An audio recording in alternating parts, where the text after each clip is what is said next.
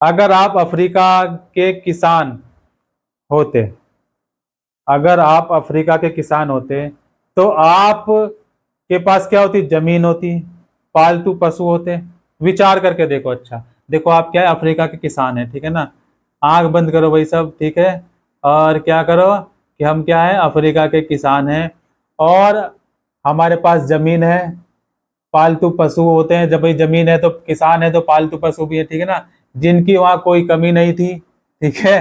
तो शायद आपको यह भी बात समझ में नहीं आती कि वेतन के लिए काम करने की क्या जरूरत है ना। 19वीं सदी के आखिरी में देखो क्या हुआ। यूरोपीय ताकत अफ्रीका के विशाल भूक्षेत्र और खनिज भंडारों को लेकर इस उपमहाद्वीप की ओर आकर्षित हुई। आकर्षण बढ़ गया, ठीक है ना। और आकर्षण बढ़ना बहुत खतरनाक चीज है ना। प्रेम और आकर्षण में क्या अंतर है? अब आप सोचो, विचार करो कि प्रेम और आकर्षण में क्या अंतर है। टिप्पणी करो। 5 नंबर का टेस्ट होगा कल, ठीक है ना। ठीक है, 5 नंबर का एक क्वेश्चन का टेस्ट होगा, 5 नंबर का, कि क्या आकर्षण और, हाँ ठीक है। तो देखो, यूरोप के जो लोग थे, विशाल भूक्षेत्र और खनिज भंडारों को देखकर महाद्वीप पर क्या होने लगे? आकर्षित होने लगे। यूरोप के लोग अफ्रीका में बागानी खेती करने और खाद्यान्नों का दोहन करना चाहते थे, ताकि उन्हें वापस यूरोप भेजा जा सके। कहां भेजा जा सके? वापस यूरोप भेजा जा सके। लेकिन देखो हुआ क्या, वहां एक ऐसी समस्या पेश आई जिनकी उन्हें उम्मीद नहीं थी। भाई एक समस्या ऐसी थी ना, बड़ी जटिल समस्या। अब समस्या थी तो समाधान भी होगा, है ना। वहां के लोग तनख्वाह पर काम नहीं करना चाहते थे, वेतन, वेतन पर काम करना नहीं चाहते थे वहां के लोग। मजदूरों की भर्ती उन्हें अपने पास रोक रखने के लिए मालिकों ने बहुत सारे हथकंडे आजमा कर देख लिए, बहुत सारे हथकंडे अपनाए, बहुत सारे। लेकिन बात नहीं बनी। भाई हथकंडे बहुत निभाए, लेकिन बात नहीं बनी बिल्कुल भी। उन पर भारी भरकम कर लाद दिए गए, कर बढ़ा दिए, बहुत सारी चीज, बहुत मशक्कत की, लेकिन उखाड़ नहीं पाए कुछ। क्या? कर बढ़ा दिए, कर का बोझ लाद दिया, जिसका भुगतान केवल तभी किया जा सकता था जब करदाता बागानों या खादानों में काम करता हो।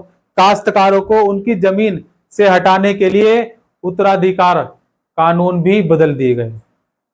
नए कानून यह व्यवस्था कर दी गई कि अब परिवार के केवल एक ही सदस्य को पैतृक संपत्ति मिलेगी। क्या मिलेगी?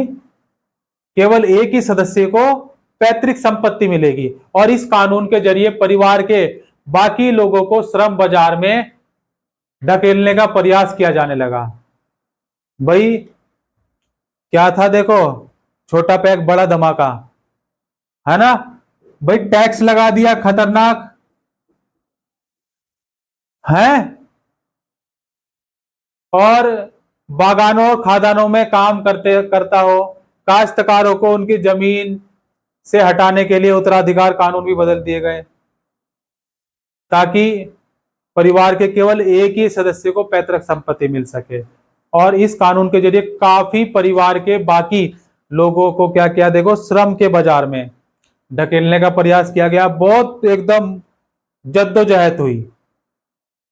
खान कर्मियों को बाड़ों में बंद कर दिया गया। जो खान में थे, खान कर्मी थे, उनको बाड़ों में बंद कर दिया गया। उन्हें खुलेआम घूमने फिरने पर पाबंदी लगा दी गई कि वो खुलेआम नहीं घूम सकते थे।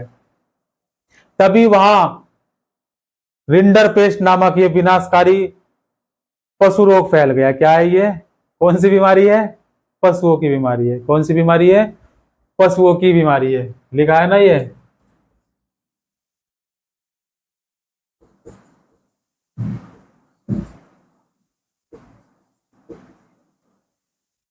ठीक है, ये फैल गई। और अफ्रीका में रिंडर पेस्ट नाम की बीमारी सबसे पहले 1880 के दशक में आखिरी सालों में दिखाई दी। और उस समय पूर्वी अफ्रीका और एरिट्रिया पर क्या हुआ था? हमला, हमला कर रहे थे। और इतालवी सैनिकों को जो इतालवी क्या थे, सैनिक थे, उनका पेट भरने के लिए एशियाई देशों से जानवर लाए जाते थे। एशियाई देशों से क्या है, जानवर लाए जाते थे। भाई ये बीमारी देखो कैसे फैली, कैसे फैली ये बीमारी। 1880 1880 का दशक था, और आखिरी सालों में कहां दिखाई देती है, जो 1880 के दशक के आखिरी साल हैं, आखिरी साल। अब देखो क्या होता था पूर्वी अफ्रीका में, कहां पर, पूर्वी अफ्रीका,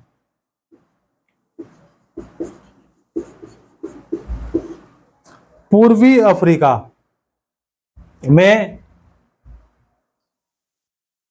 क्या कर रहे थे, कौन से थे वो सैनिक, एरिट्रिया, एरिट्रिया। बहुत गहरी बात बता रहा हूं बच्चे, ध्यान से चिपकाना है अलमारी में, जो है ना, इस अलमारी में ध्यान से संजो कर रखना, आपके बड़े काम का आएगी, ठीक है ना, भविष्य में आपके बहुत काम आएगी, ठीक है, एक विशेष जानकारी, ठीक है। तो अब देखो क्या हुआ, इस पर हमला कर रहे थे कौन, इतालवी सैनिक थे। कौन थे, इतालवी सैनिक। अभी तो आप आर्मी जानते हैं ना, पुलिस जानते हैं, पुलिस बल जानते हैं, जल सेना, थल सेना, वायु सेना, है ना। इतालवी सैनिक ये किस पर, पूर्वी अफ्रीका में इरिटिया पर हमला कर रहे थे, कौन, ये इतालवी सैनिक, ठीक है। अब देखो इनका पेट भरने के लिए भोजन, इनका पेट भरने के लिए जो है भोजन,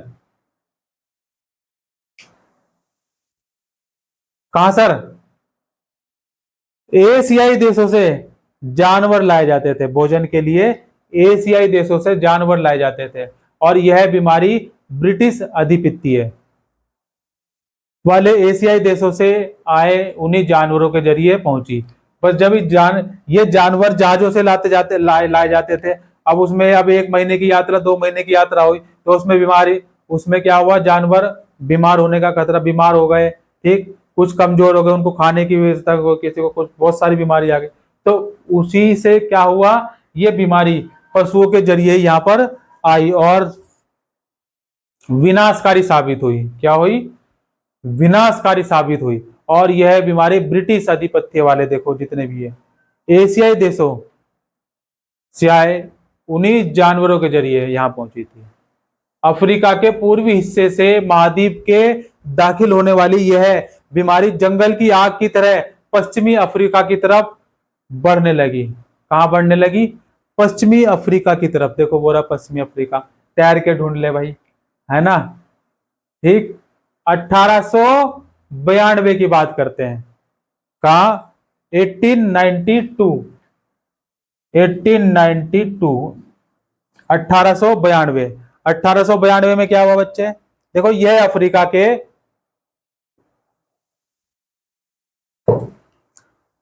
1892 अफ्रीका के अटलांटिक तट तक जहां पहुंची। 5 साल बाद यह अफ्रीका के ध्रुव दक्षिण हिस्से तक जा पहुंची, और रिंडर पेस्ट ने अपने सारे रास्ते में आने वाले 90% इस बीमारी के जरिए जहां जहां यही फैल रही थी, एक वायरस की तरह, ठीक है ना, जैसे कोरोना वायरस फैला ना, चीन से निकला, वुहान शहर से, है ना, फैलते फैलते फैलते फैलते फैलते फैलते जहां जाता गया विनाश करता चला गया, है ना, आप जानते ही हैं। रिंडर पेस्ट ने भी अपने रास्ते में आने वाले 90% मवेशियों की क्या किया, 90% मवेशियों को, जानवर थे, उनको मौत के घाट, मौत की नींद सुला दिया। पशुओं के खत्म हो जाने से तो अफ्रीकियों ने रोजी रोटी के साधन ही खत्म हो गए थे उनके। भाई जब इतनी बड़ी बीमारी हो गई तो रोजी रोटी के सारे साधन खत्म हो गए, नहीं हो गए। अब अपना सस्ता और मजबूत करने, अपनी सत्ता को मजबूत करने और मजदूर मजबूत तथा अफ्रीका श्रम बाजारों में ढकेलने के लिए वहां के बागान मालिकों, खान मालिकों और औपनिवेशिक सरकारों ने बचे कुचे पशु भी अपने क्या किए, जो बच कुच गए थे पशु, उनको अपने कब्जे में ले लिया। और बचे कुचे जो पशु थे, संसाधनों पर कब्जे से यूरोपीय जो उपनिवेशकवाद था, उनको पूरे अफ्रीका को जितने भी गुलाम बना लेने का बेहतरीन मौका हाथ लग गया था। भाई क्या इनको सबको गुलाम बना लिया जाए और 19वीं सदी की दुनिया के अनेक देशों के या भागों के, अन्य देश या भागों पर पश्चिमी आक्रमण और विजय के परिणामों की एक ऐसी ही और कहानियां भी देखी जा सकती हैं जैसी हमने जानी। कोई दिक्कत यहां तक?